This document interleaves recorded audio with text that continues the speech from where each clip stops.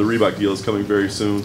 The interesting thing is what it does for MMA managers, how they handle things going forward. What's your take on that? Do you feel like managers are necessary, unnecessary now with this new deal, or do they have? Is there pressure on them to perform? What do you think? Well, it changes the landscape quite a bit. You know, they got to go and we got to find revenue sources other places. We got to get creative.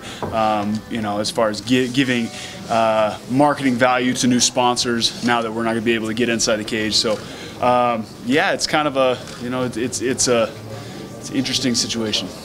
When you close your eyes and envision this fight, as you think about it played out in your head, how do you see this fight playing out? It's going to be fast-paced and violent. How was your training camp since you were coming from a serious injury? It's been good. You know, I've been training nonstop since I was injured. You know, initially it was to rehab the knee and get strong again, and then since then I've been, you know, completely focused on getting back in the cage and getting right back into the win column. Was there a point that you thought you wouldn't be able to come back? Nope, never.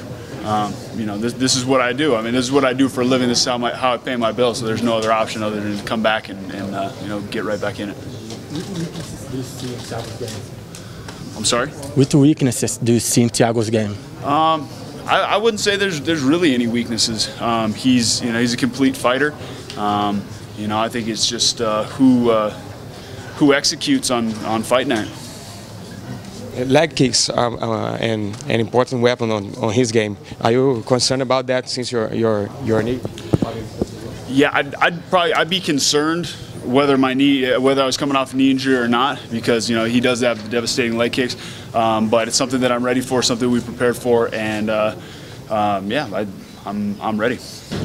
Thiago scored a big KO in his last fight, but he lost the first round. Do you expect him to start slow in this fight too? No, I don't. I think he's going to come right out of the gate, guns blazing.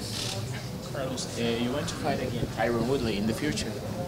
Yeah, I do. I mean, you know, obviously that fight didn't go my way, so that's definitely a rematch I'm looking towards.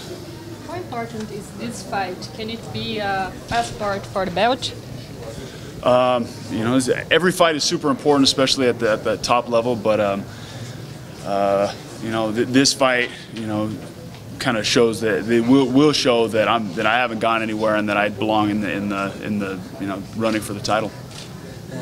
You've got great combinations, and I remember after the Nick Diaz fight, he said to you, "Are you throwing spinning shit right now?" Can we see some more spinning shit against Alves? You just have to see.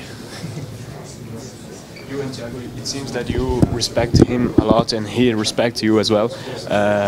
What do you think it's better to fight? A guy that you really respect, or a guy that you want to go there and beat him and, you know, and trash talk and all that stuff? For me, it really doesn't make a difference. You know, I don't do much trash talk anyway. So, you know, once the gate closes, I'm going to get in there and I'm going to try to beat that other man down. And so ultimately, that's the you know, the biggest statement I can make. Who do you see winning the next title fight? I'm gonna say Rory McDonald. Why this? You know, he's looked so good in his recent fights, and you know, his first fight was very conservative, but I think he's gonna open up a little bit, and you know, I think he's gonna take it. Do you think Robbie won against Johnny Hendricks? Do you think he was? I think he won. Yeah, I think he won. I do. I think it was very close, obviously, but yeah, I'd say he won.